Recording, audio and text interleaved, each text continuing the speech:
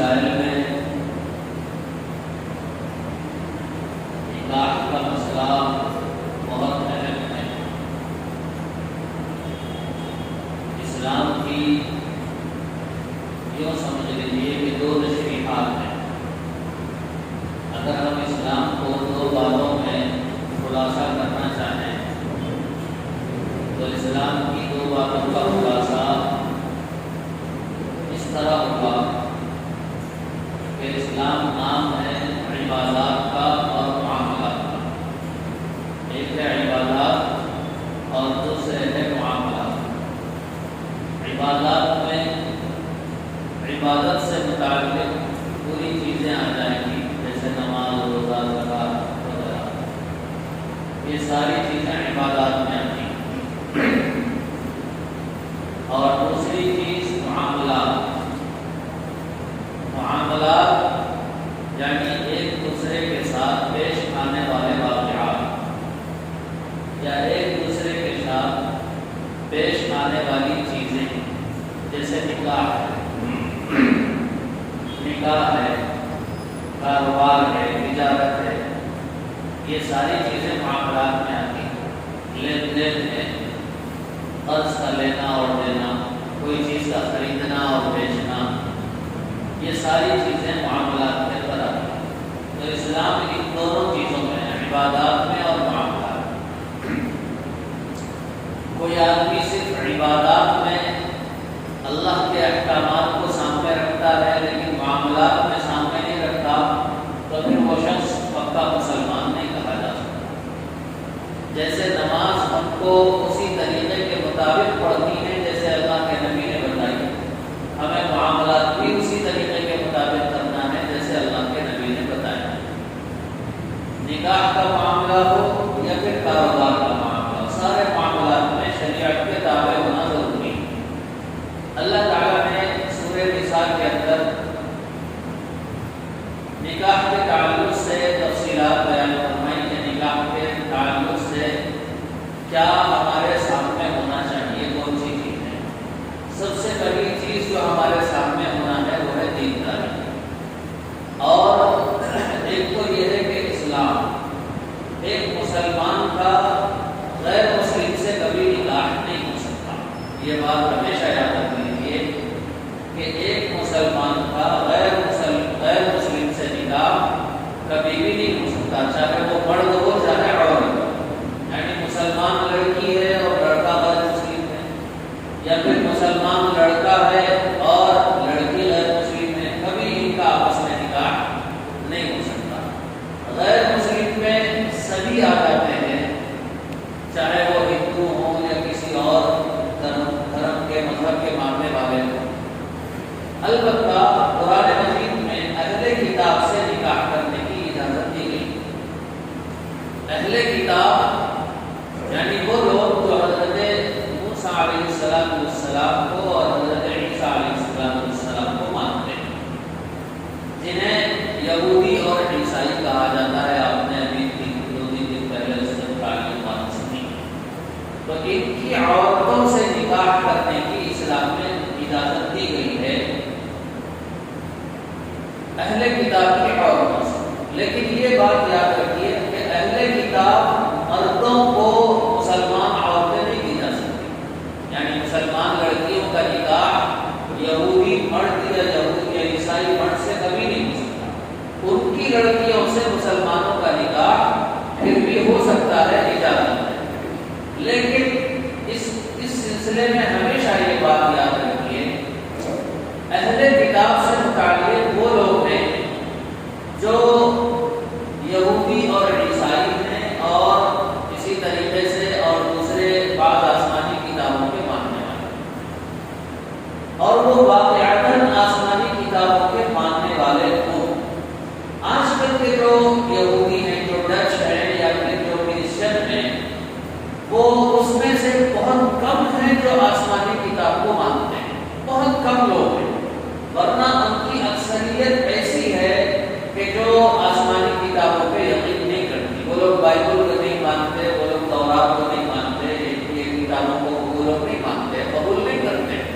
ان لوگوں نے ایک اپنا الگ دین بنا لیا، ایک الگ تو خالص مذہب عیسائیت پر چلنے والے اور خالص مذہب یہودیت پر چلنے والے آج بہت کم ہیں دنیا کے اندر، لیکن اگر ہیں کہیں ایسے ان سے نکاح کوئی کرنا چاہتا ہے مسلمان کی اجازت ہے، کر سکتا ہے، لیکن صحابہ کرام کا عمل اور بزرگان دین کا عمل یہ بتاتا ہے کہ جہاں تک ہو سکے ان سے نکاح کرنے سے بچا جائے۔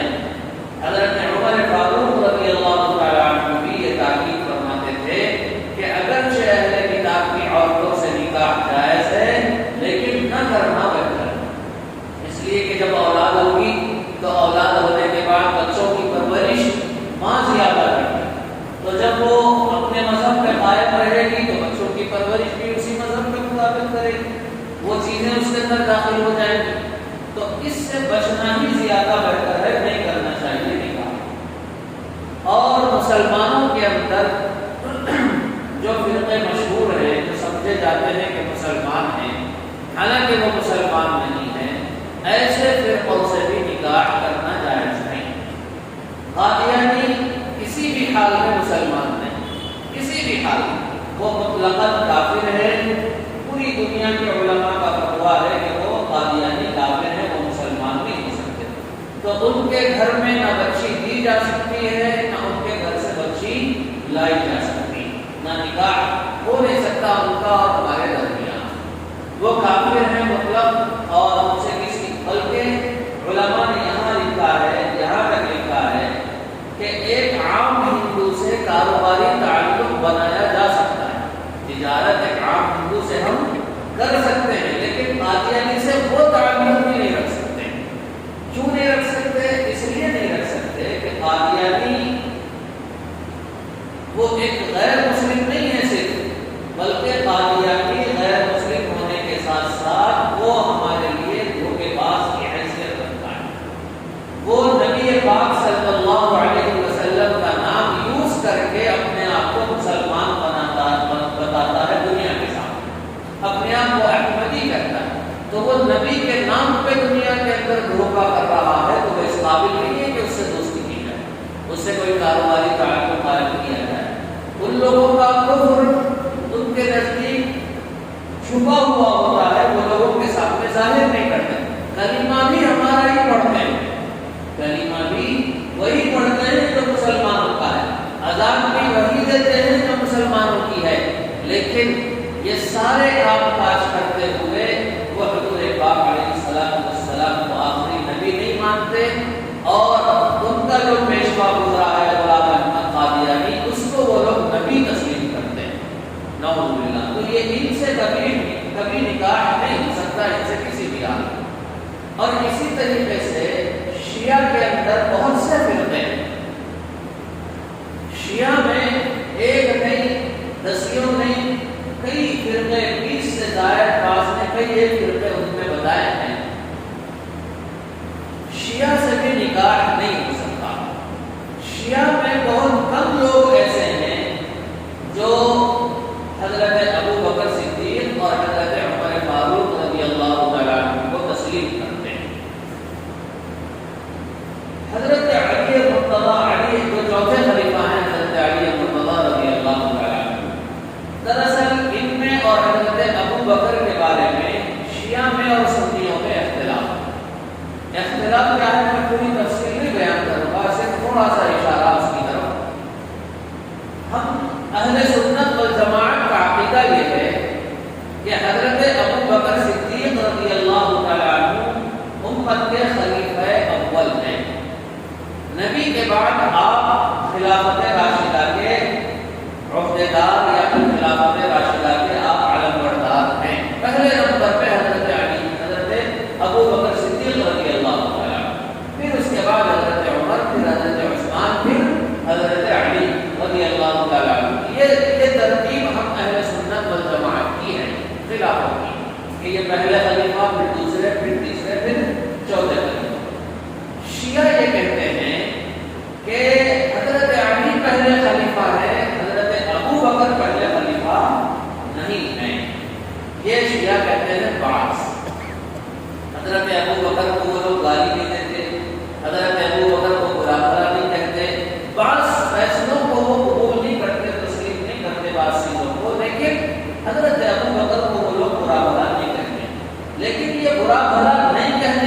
شیعہ ہے کتنے پوری دنیا میں؟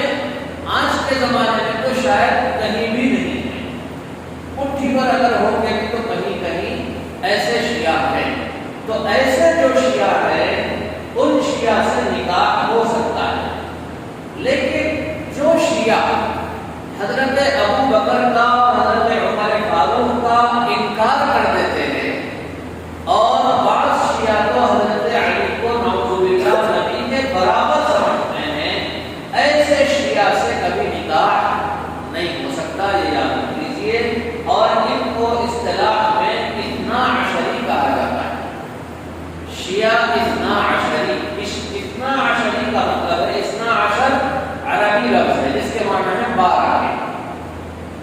تو یہ شیعہ 12 اماموں کو مانتے ہیں، 12 اماموں کو مانتے ہیں، حضرت علی، حضرت حسن، حضرت حسین، پھر اس کے بعد ان کی اولاد میں سے 12 اماموں کو یہ لوگ تسلیم کرتے ہیں۔ اماموں کے تعلق سے ان کا عقیدہ بالکل قرآن و حدیث سے ہٹا ہوا ہے، اور قرآن و حدیث سے یہ لوگ بالکل اس مسئلے میں مخالف ہو جاتے ہیں اور اپنے امام کو نعوذ باللہ و نبی کا درجہ دیتے ہیں، اور یہ حیثیت دیتے ہیں کہ ان کا امام اگر شریعت کو بدلنا چاہے، شریعت کو تبدیل کرنا چاہے تو کر سکتا ہے، ان کو اس کی اتھارٹی حاصل ہے، ایسا ان کا عقیدہ، ایسا عقیدہ رکھتے ہیں۔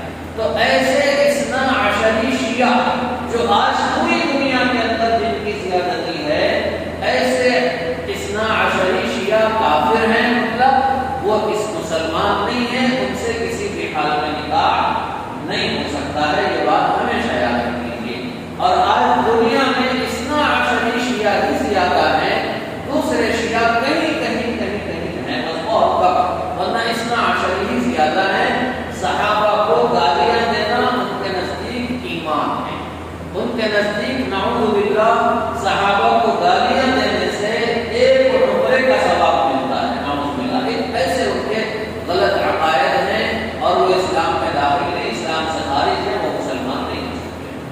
تو بہرحال نکاح کے تعلق سے اللہ رب العزت نے قانون بتایا کہ ایک مسلمان کا نکاح مسلمان سے ہو سکتا ہے، کسی اور سے نکاح نہیں ہو سکتا ہے، اور نکاح ہونے کے اندر مسلمان ہونا شرط ہے، ذات کا اعتبار کرنا یہ اسلام میں نہیں ہے، یہ فلاں ذات کے ہے، یہ فلاں ذات کے ہے۔ یو پی بہار کے اندر نارتھ کے علاقے میں یہ ذات بہت زیادہ چلتی، یہ تیری ہے، یہ نائی ہے، یہ گجر ہے، یہ سنگیر ہے، یہ فلاں ہے، اس طریقے کا ان کے پاس ایک نظام چلتا ہے۔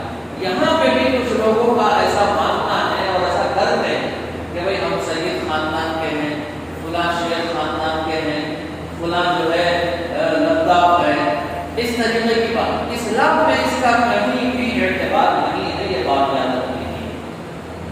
ہاں، نکاح کے اندر کفو کا اعتبار، کفو یعنی برابری، برابری کا اعتبار کیا جا سکتا ہے، کیا جانا چاہیے، لیکن وہ بھی کمپلسری نہیں ہے، وہ ضروری نہیں ہے۔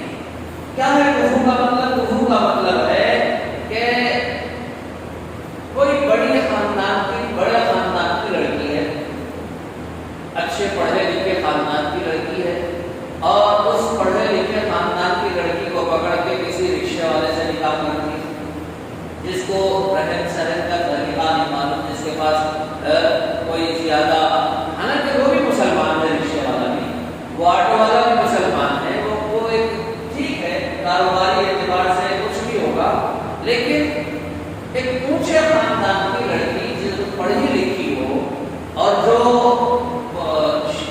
جو سلیقہ شعار ہو، ایسی لڑکی کو پکڑ کے کسی ایسے مرد کو دے دینا جس کے پاس کوئی سلیقہ نہیں ہے، پڑھائی نہیں ہے، جس کے پاس کچھ نہیں ہے، اسلام اس کا اعتبار کرتا ہے کہ اس میں خیال رکھنا چاہیے، اس میں کفو کا خیال رکھنا چاہیے کہ بچی کے تعلق سے بچے کا تو کوئی مسئلہ نہیں ہے، بھائی اس کو کیسی بھی بچی لاؤ، بچہ تو اس کو گزارا کر لے گا، جو بھی ہے کر لے گا، لیکن جو بچی بڑے گھر میں پلی ہے وہ چھوٹے گھر میں نہیں بجائے، یہ مشکل ہوتا ہے۔ نبھتے بھی ہیں، ایسا نہیں ہے کہ نہیں نبھتے بھی ہیں، لیکن مشکل ہوتی ہے اور پریشانی ہوتی ہے، اور نتیجہ یہ ہوتا ہے کہ بعد میں چل کے ان لوگوں میں آپس میں جدائی ہو جاتی ہے، بن نہیں پاتی۔ بات کا لحاظ کرتا ہے کہ کفو کا اعتبار رکھا جائے گا شریعت کے اعتبار، لیکن یہ لازم نہیں ہے، یہ ضروری نہیں ہے۔ اگر رکھتے ہیں تو بہت اچھا ہے اور رکھنا چاہیے، اس کا لحاظ رکھنا چاہیے۔ اور اگر کوئی نہیں رکھ کے نکاح کر دیتا ہے تو نکاح تو ہو جائے گا، نکاح میں کوئی خرابی نہیں آئے گی۔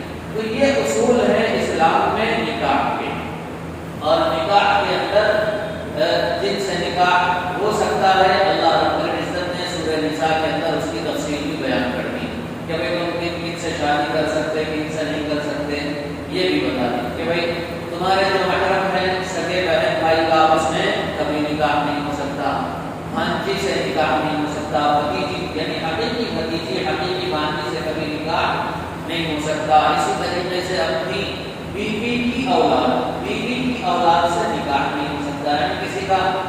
کسی نے ایسی عورت سے شادی کی پہلے سے جس کو لڑکی تھی، پہلے شوہر سے جس کو لڑکی تھی، اب وہ بعد میں بیوی کو چھوڑ دیا، چھوڑ دینے کے بعد اب اس بیوی کی بیٹی سے نکاح کرنا چاہے نہیں کر سکتا ایسا شخص، تو اپنی بیوی کی اولاد سے نکاح نہیں ہو سکتا ہے۔ ایسے ہی بیوی کی ماں سے نکاح نہیں ہو سکتا ہے، یعنی ساس سے نکاح نہیں ہو سکتا ہے۔ اور ایسی دو عورتوں کو ایک ساتھ جمع نہیں کیا جا سکتا جو آپس میں حقیقی بہنیں ہوں۔ دو حقیقی بہنوں سے ایک ساتھ نکاح نہیں ہو سکتا۔ ایک بہن کو نکاح میں رکھ سکتے ہیں، اس کی سگی بہن سے پھر نکاح نہیں ہو سکتا جب تک کہ وہ بہن نکاح میں موجود ہے۔ اور اسی طریقے سے ایسی دو عورتوں کو نکاح میں نہیں رکھ سکتے کہ جن میں سے کسی ایک کو اگر مرد تسلیم کر لیا جائے تو وہ آپس میں محرم نکلے۔ مثلا بیوی کی بھانجی، بیوی کی جو حقیقی بھانجی ہے یا حقیقی بھتیجی ہے، ان دونوں کو بھی ایک ساتھ نکاح میں نہیں رکھ سکتے ہیں۔ اللہ رب العزت نے اس سے بھی منع کیا ہے کہ اگر بیوی کی جو بھانجی ہوتی ہے، ان دونوں میں سے اگر کسی ایک کو مرد تسلیم کر لیا جائے تو ان کا آپس میں نکاح نہیں، یعنی ماموں بھانجی کا نکاح نہیں ہو سکتا، چچا اور بھتیجی کا نکاح نہیں ہو سکتا۔ تو ایسے ہی بیوی کی بھانجی کو یا بیوی کی بھتیجی کو ایک ساتھ نکاح میں نہیں رکھ سکتے۔ اسی طریقے سے دودھ کے جو رشتے ہیں، رضاعت کا جو رشتہ ہے، ان رشتوں کی وجہ سے بھی نکاح حرام ہو جاتا ہے۔ یعنی کسی ایک عورت سے دونوں نے، یعنی ایک بچے نے اور ایک بچی نے کسی عورت کا دودھ پیا اور اس بچے کا باپ اور ماں الگ، اس بچی کی ماں اور باپ الگ ہے، لیکن ان دونوں نے ایک عورت کا دودھ پیا ہے تو یہ دونوں آپس میں بھائی بہن ہو گئے، ان کا کبھی آپس میں نکاح نہیں ہو سکتا۔ اسی طریقے سے اس بچے کا باپ جو ہوگا اس رضاعی بہن کے لیے وہ بھی باپ بھی حرام ہو جائے گا، اس کا بھی آپس میں نکاح نہیں ہو سکتا۔ تو یہ مسائل اللہ رب العزت نے قرآن مجید میں بیان فرمائے ہیں۔ آج کل ماحول اتنا خراب ہو گیا ہے کہ بہت سے مسلمان گھروں میں، اگرچہ شہروں میں تو نہیں ہوتا لیکن بعض دیہاتوں میں ایسے واقعات سننے میں آتے ہیں کہ کسی نے حقیقی بہنوں کو آپس میں رکھ لیا، ایک ساتھ نکاح کر کے رکھ لیا، اب وہ چھوڑانا بھی چاہتے ہیں تو نہیں الگ ہوتے ہیں، والدین بھی خاموش بیٹھ جاتے ہیں اور معاشرہ اور محلہ اور گاؤں کے لوگ بھی خاموش بیٹھ جاتے ہیں۔ لیکن جن کو معلوم ہو جائے ان کا کام یہ ہے کہ جہاں تک ہو سکے ان کو اس چیز سے روکیں، اور روکتے وقت میں سب سے بڑی پریشانی یہ آتی ہے کہ ٹھیک ہے بھائی، بچی یہ کہتی ہے کہ میں ان کے نکاح میں نہیں رہوں، لیکن اب کیا، میں نکاح میں نکلنے کے بعد میرا کیا ہوگا؟ میرا کون دیکھ بھال کرے گا؟ میں اپنے اماں بابا کے پاس تو نہیں جا سکتی، ان کے پاس اتنا پیسہ ہے نہیں کہ وہ میری پرورش کرے، میرے بھائی بھی رکھ لیتے ہیں۔ تو اب ایسی صورت میں سب سے بڑی پریشانی پیش آتی ہے کہ کیا کریں؟ میرے دوستو، یہ پریشانی اس وجہ سے ہے کہ ہم لوگوں نے نکاح کو ایک بوجھ سمجھا۔ بھائی اس لڑکی سے کوئی دوسرا نکاح کیوں نہیں کرتا؟ آلریڈی اگر کوئی اور نکاح جو تمہارا بچہ ہے اگر اس سے کہا جائے کہ ٹھیک ہے تم نکاح کرو تو وہ بولے گا کہ بھائی وہ تمہاری بچی نہیں ہے، میں کیسا کروں؟ لیکن جن کے پاس آلریڈی اگر بیوی ہے اور اس کو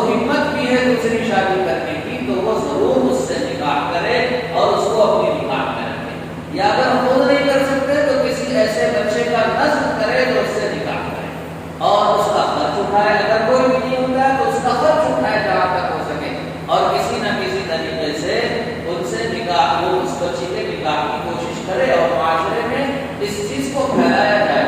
دوسرا، نکاح اتنا معیوب ہو گیا ہے ہمارے معاشرے کے اندر کہ گناہ کرنا عیب نہیں ہے لیکن نکاح کرنا عیب ہو گیا ہے، اتنا زیادہ۔ اللہ تعالیٰ نے اجازت دی ہے دوسرے نکاح کی، اگرچہ ضروری نہیں ہے لیکن اجازت کیوں دی اللہ تعالیٰ نے؟ یہ ایک بہت بڑی حکمت ہے اللہ رب العزت کی، ضرورت پڑتی ہے اس کی۔ آج ضرورت ہے معاشرے کے اندر ایک سے زیادہ نکاح کرنے کی، لیکن جہاں حالات بہتر ہوں، جہاں